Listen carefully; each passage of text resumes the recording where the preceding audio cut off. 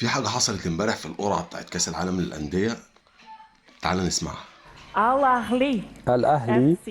المصري The reigning African champions were named club of the 20th century after they defeated نادي القرن العشرين في إفريقيا، نادي القرن الإفريقي والنادي الأكثر المتوج ب 12 بطولة إفريقية، والنادي الذي تعدى عمره 100 عام منذ تأسيسه في عام 1907.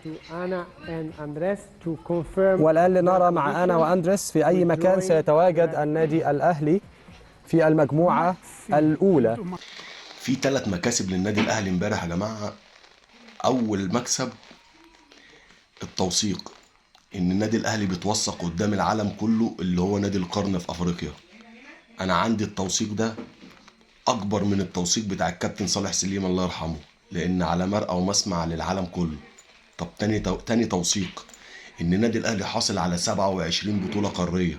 27 بطولة قارية، يعني بطولة كاس نص الدنيا اتحسبت بطولة قارية. كان في ناس بتقول لك دي بطولة أي كلام. تالت حاجة، تخيل كم المكاسب والرعاة اللي هتنزل على الأهلي بسبب المباراة الافتتاحية اللي هيتواجد فيها ميسي. كم أنت عظيم يا أهلي. لو عجبك الفيديو ما تنساش متابعة أخوك الأهلاوي، ابعتها له.